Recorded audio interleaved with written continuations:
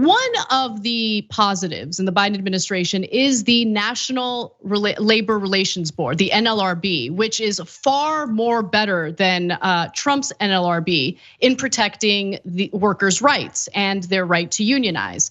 And so on May 10th, the NLRB Region 15 New Orleans Regional Director, Kathleen McKinney, petitioned the US District Court for injunctive relief for 7 former Starbucks employees in Memphis, Tennessee, who were unlawfully fired for exercising their right to form a union.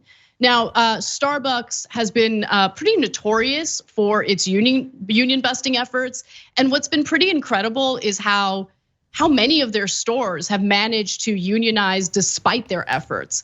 The petition, by the way, by the NLRB explains that after learning about the organizing efforts, Starbucks directed a wide variety of coercive measures at its employees, including disciplining the employee responsible for starting the campaign, more closely supervising its employees, closing the area of the store on days organizers had previously invited the public and customers to come to show support for the campaign, and also removing all pro-union materials from the community bulletin board inside the store, including notes authored by customers expressing support for the employees and their campaign.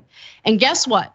Following increased media coverage and public support for the campaign, Starbucks terminated 7 union activists on the same day, including 5 of the 6 members of the union organizing committee. And that's in addition to 2 lawsuits that the NLRB filed against Starbucks last week. But the point that I want to get to is that with the NLRB support, with the NLRB getting involved and ensuring that Starbucks employers are being held accountable, the stores are able to unionize, and some of these employees are being offered their jobs back. Yeah, so as we talked about earlier, Starbucks seems to be doing this systemically, I should say. And so it's hard to prove that. So I want to be clear about that.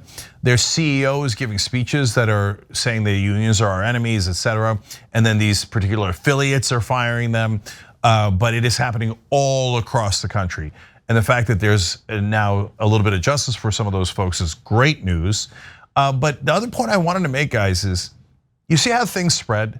So the right wing does, puts out lies about how, COVID's not that big a deal, or the vaccines have chips in them and they don't work, blah, blah, blah. And that spreads, and it's terrible, right? Corporate media puts out myths about how a corporate agenda, tax cuts for the rich, nonstop defense spending is the moderate position. When the polling doesn't indicate that at all, they're lying to you to get you to sanction all that spending that goes to giant corporations. And that spreads, and unfortunately that affects our elections. But good things also spread. So have the courage to do the things that are right, because you never know what you're gonna start. So those Starbucks workers without any power at all started a tiny little ripple, and it's turned into a wave. And if this keeps going, one day it might turn into a tsunami of workers finally getting up and saying, we've had enough. We've had all the corporate propaganda from mainstream media telling us we don't deserve anything, only the rich have merit, and that corporations are right about everything. I think they're lying. I don't think it's true. I think we do deserve better conditions, better wages, etc. And I love that they're fighting back. Thanks for watching The Young Turks, really appreciate it. Another way to show support is through YouTube memberships. You'll get to interact with us more. There's live chat emojis, badges. You've got emojis of me, Anna, John, JR. So those are super fun. But you also get playback of our exclusive member-only shows and specials right after they air. So all of that, all you gotta do is click that join button right underneath the video. Thank you.